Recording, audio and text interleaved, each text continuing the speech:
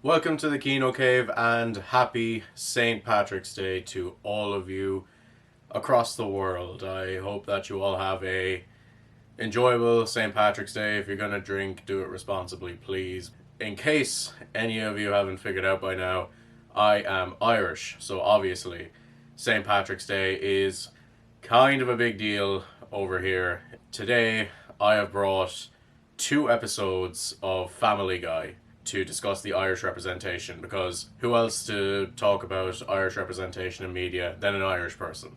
So there's a couple of things I should probably say and get out the way before I, jump into my analysis of these 2 episodes of Family Guy. For one, I love Family Guy. It's one of my big kind of guilty pleasures. You can tell me that I'm an idiot for enjoying it, that's fine. You can tell me that I'm watching television wrong, that's fine. I really enjoy Family Guy. It's great to passively enjoy. I love Seth MacFarlane. If you have a negative opinion of Seth MacFarlane, and that's because you've only ever just watched Family Guy or clips from Family Guy and seen that it's really offensive, I implore you to go look at what he's like in real life, because he's actually a really cool guy and really sound. And if you look at like other stuff that he's made, it's really, really cool and really interesting. Watch Ted season 1. It's way better than the movies and it's really good. So yeah, I love Seth MacFarlane, I love Family Guy. When I'm talking about these episodes, it is all in good fun. I'm not here to say that it's offensive and you shouldn't watch it because it's offensive or anything. There are serious issues that face Irish people. So when I'm critiquing these episodes, it is all in good fun. I'm not trying to tell you that it's bad and, it's incredibly offensive and horrible and all that kind of stuff.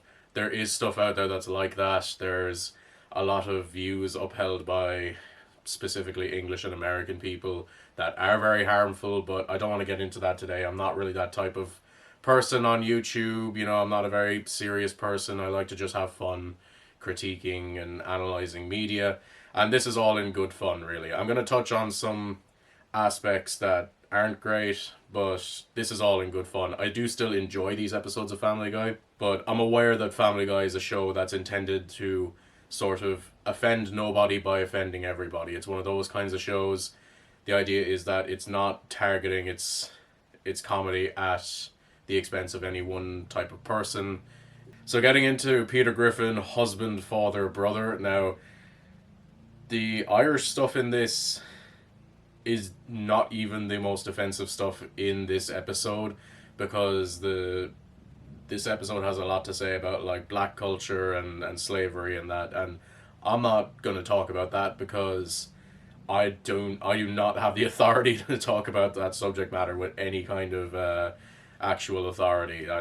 So to set the scene, Chris is kind of having a sort of teenage phase of jumping from, thing to thing and obsession to obsession, as we all kind of go through as teenagers. We're trying to figure out who we are, and he's kind of jumping from culture to culture. And Peter wants to help him out by showing him some of his Irish roots and showing him how cool it is to be Irish. By the way, the Irish people have a very rich and like centuries long culture, which was mostly eradicated by the English, but it's very, very good, and I would recommend going down the rabbit hole of Irish culture because it is very fascinating and very, very cool. So first thing I noticed that I really do appreciate is just one of the bits in the background.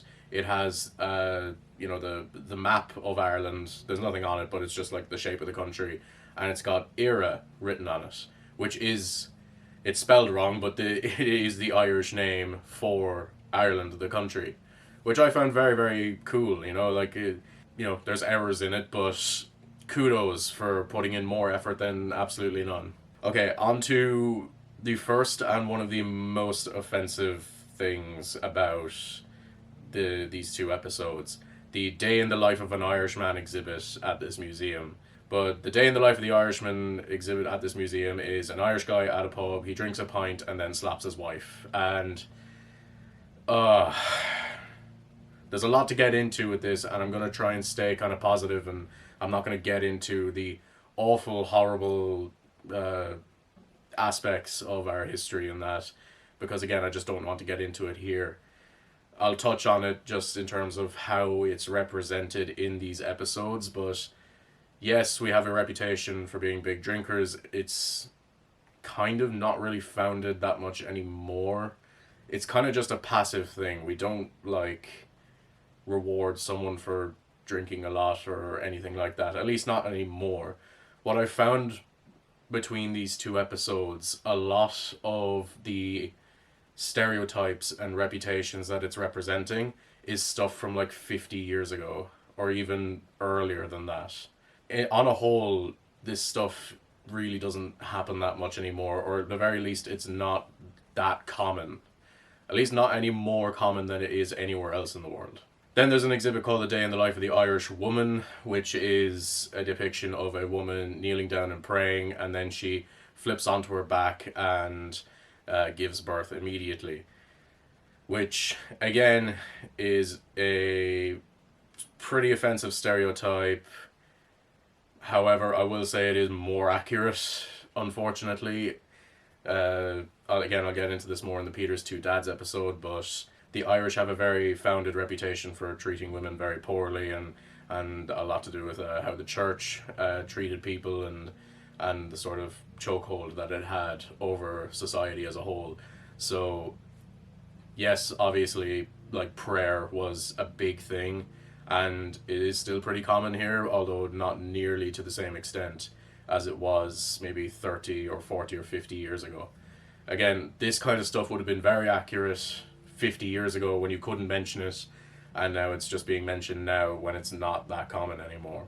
The one joke that I actually do like from this episode is the idea that Ireland was like this futuristic utopia before whiskey was invented. That did get a chuckle out of me. I did find that to be, it reinforces the stereotype, but it doesn't feel that mean-spirited, so I don't mind it. I did find that kind of funny, and yeah, like, that's the idea that alcohol just makes it really stupid, which it does. That is it for Peter Griffin, husband, father, brother.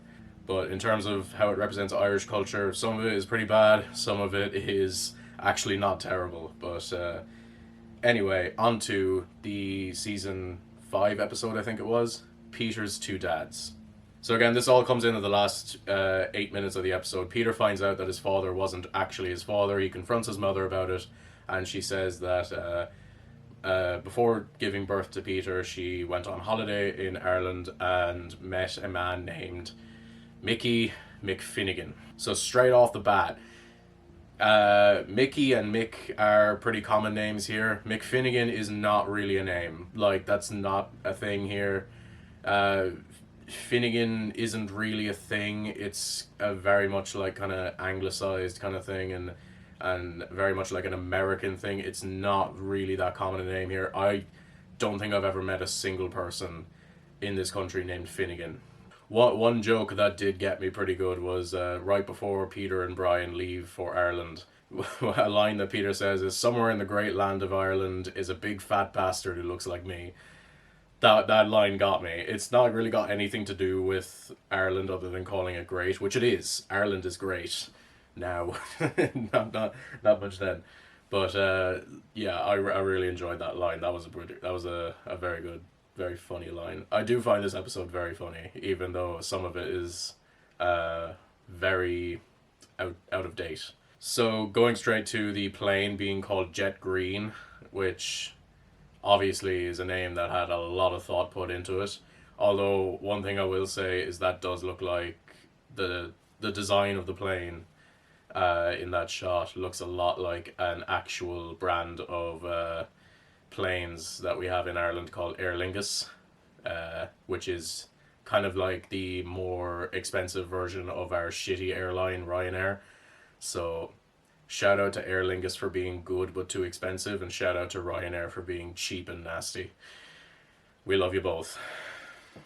Okay, time to really get into it, because on the plane, Peter makes a crack about how there are more drunks per capita than people in Ireland, and then Brian talks about how that stereotype is offensive, and then they land and the runway is full of booze. So right off the bat, I guess I better talk about the way drinking culture is represented, because that is one of the biggest stereotypes about Ireland, is that we're a country, a nation, if you will, full of big fat drunks, which is not really a thing. Like, we really don't. Our drinking culture is admittedly very poor. There's very few things that you can do in Ireland that doesn't involve alcohol in some way. But it's really no different to the drinking culture in America or the UK. Like, England is fucking horrible for its drinking culture as well. Like, similarly to here, there's really, like, not much you can do where it doesn't involve alcohol. And there's not much of anything that's anybody wants to do that doesn't involve alcohol in some way. Like, there's, obviously there's pubs everywhere, there's nightclubs everywhere. Most restaurants serve alcohol and serve cocktails as like specialty stuff. Like, until very recently, in my very small hometown, there were 3 pubs and 1 restaurant. So that's kind of the deal that we're talking about here. But again, I don't think it's any different really to the likes of England or America. Like, we're really not that much worse than you guys. So, gonna excuse the drinking culture here, but it's genuinely not that much worse than it is anywhere else. We like a few pints on the weekend, and obviously we have like drunkards and like people who definitely abuse alcohol and all that, and yeah, there's plenty of them, but again, about the same amount as there would be anywhere else. Although I will give them points considering we do have 2 politicians right now trying to legalize drink driving, so I'll give them I'll give them 2 points out of, I don't know, 15 points or something. I'll give them 2 shamrocks out of 5. But yeah, just because we make the nicest alcohol does not mean that we are a nation full of drunken idiots either. Okay, jumping into like the design of the Irish town that they're depicting here. Now, the greenery is very accurate. We have acres upon acres of green fields, which is kind of slowly being eradicated in favor of housing estates and apartments, but that's a whole separate issue. But we do have very nice, very green fields, and I am very proud of that. We have a gorgeous country here when it's not pissing rain outside, which it isn't today, which is really nice. You actually get to see the mountains in the distance. It's very, very nice. So yeah, if you're visiting Ireland, get out of Dublin and go into the countryside somewhere and just look at the magic that is. However, when it comes to the design of the village, sorry to burst anybody's bubble, but not a single Irish village has looked like this in nearly a century. Our towns look like any town that you'd find in Scotland or England, really. Even in the more remote parts of Ireland, there's really not like thatched houses anymore. There are, but they're not lived in anymore. But yeah, not even the most rural, most like back arse of nowhere parts of Ireland do not have houses that look like that anymore. One thing that I do find truly insulting though is that they show up in a black cab, which you only find in England. They are not a thing here. And yes, I am insulted because I hate the fact that we are constantly being compared to the English. Don't tell an Irish person that they're anything like the English, because it's not going to go well. Moving back to the drunken stereotype thing, McSwiggin Village, yeah, very funny. Again, just refer back to the drunken stereotype point. It's really not that much worse than it is anywhere else. Moving on to the design of the Irish people, naturally, I would have a lot to say as an Irish person who looks nothing like that, and almost nobody who lives here looks anything like that. Flat caps are kind of common among older Irish people, like farmers, but we don't wear vests, we don't wear just head to toe fucking plaid, we don't wear suspenders. Again, nobody's looked like this in half a century. The flat cap thing is pretty common, because they're swag as fuck, but otherwise nobody looks like this. We don't have nearly as many red-haired people, like gingers. We don't have nearly as many of them. I think when I was in school, I could count on one hand the amount of people who actually had red hair. I think because it's a recessive gene, but anyway. No, very few people look like this. Or talk like that. Yeah, most of the voice acting here is just Americans doing mock West Ireland accents. It's always either a mock Galway accent or a mock Dublin accent, and it's never good.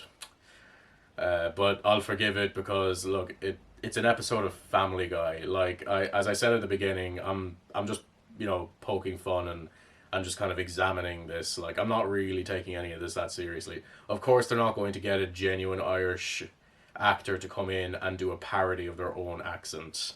Probably one of my favorite jokes in this whole episode and in across the two episodes that we've been examining today is the nun poking the sweater joke. That I can't deny that is accurate and very funny. So for anybody who hasn't seen the episode, do watch it. It's quite funny. I think it's quite funny. If you don't like Family Guy, you're not gonna like it. But if you enjoy Seth MacFarlane's work, then you're gonna enjoy it probably.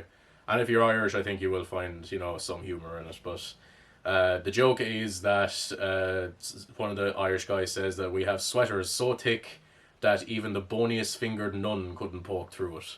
And that is very clever considering the chokehold that the Catholic Church had over the Irish society for so long, up until kind of the 90s. And it's still kind of around, but it's not nearly as bad because, in the age of the internet and stuff, we've all kind of wised up to that kind of stuff. So I don't mind that because, yeah, we have nuns, and nuns were very judgmental, and they often were not kind to Irish people, especially young Irish people.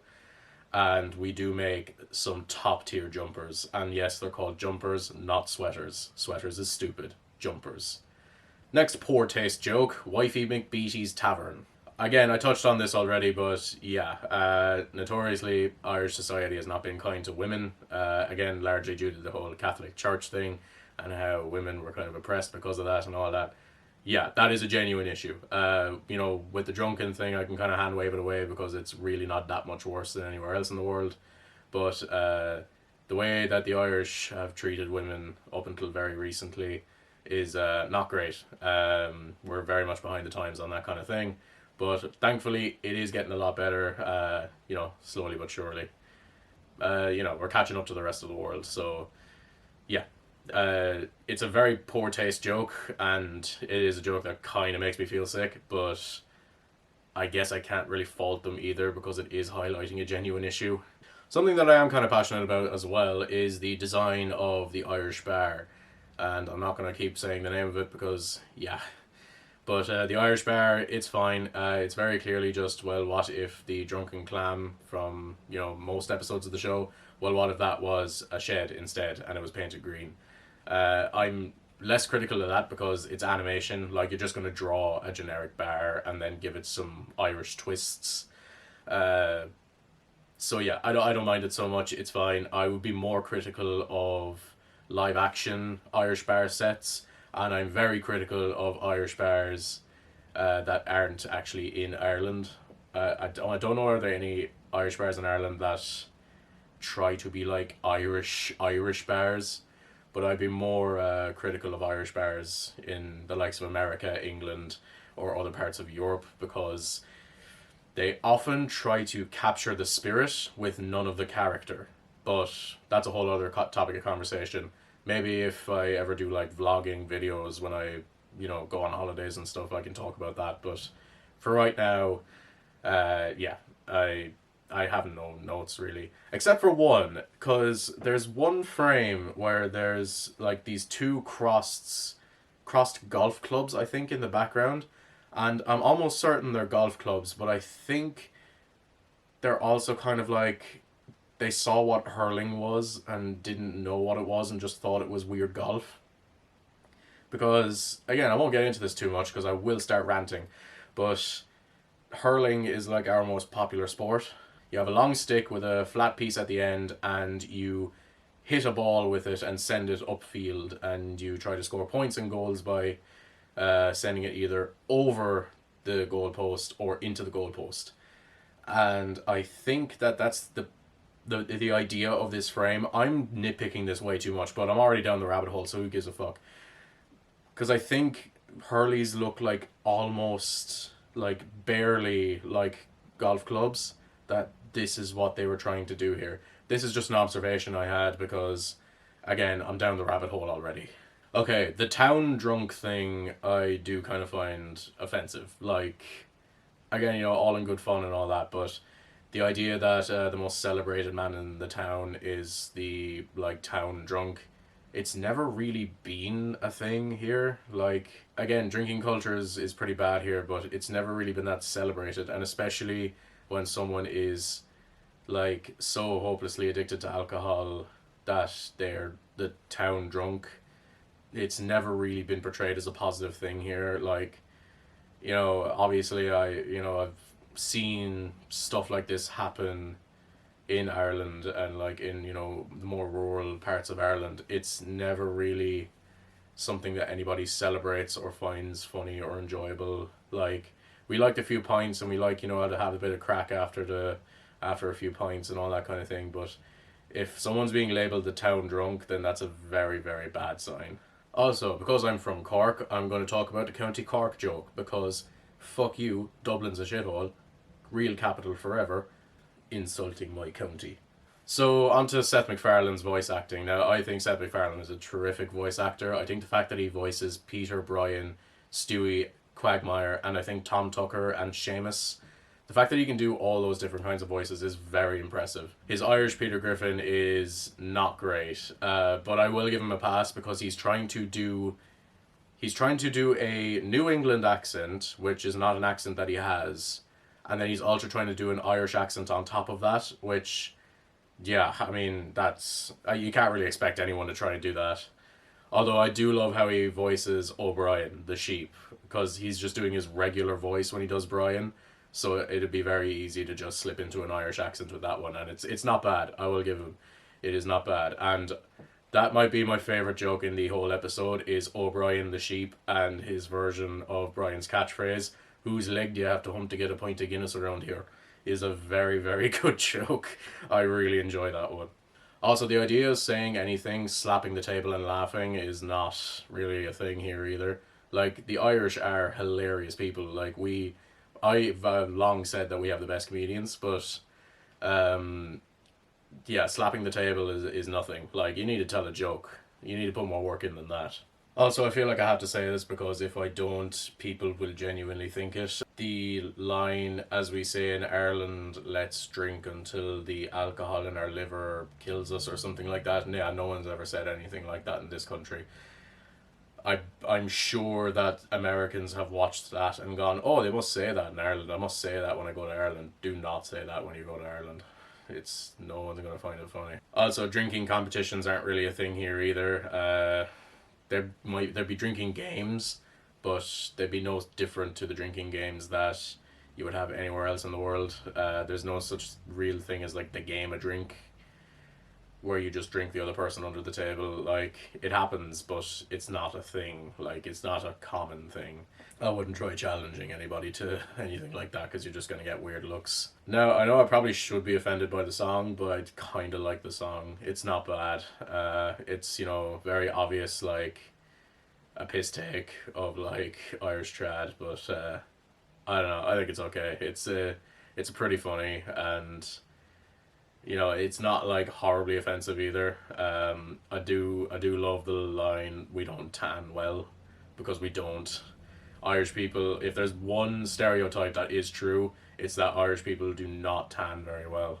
It's rough. It's rough for us when we go to Spain, and yet we do it every year.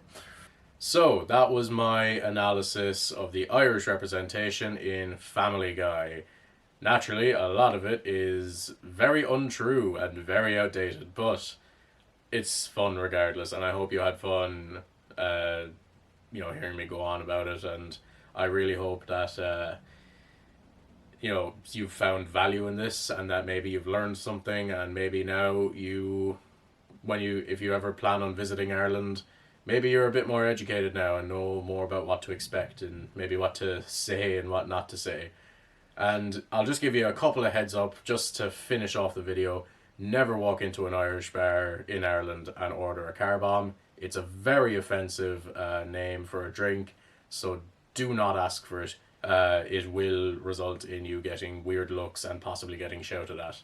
So don't do that. And if you do visit Ireland, go to the Aran Islands. They are absolutely beautiful, and they are a lot closer to what you would expect from the Irish countryside than most most places. So do visit there, and visit Cork, because Cork is much better than Dublin. With all that being said, I hope you all have a great and very enjoyable St. Patrick's Day. Again, be responsible, don't drink too much, don't get silly, just have a good time, and you know, watch some Irish made media, you know, it really dip your toes in and see what comes up, because I telling you, Irish comedy, it's the best. So enjoy your St. Patrick's Day, everybody. I hope you have a very good St. Patrick's Day.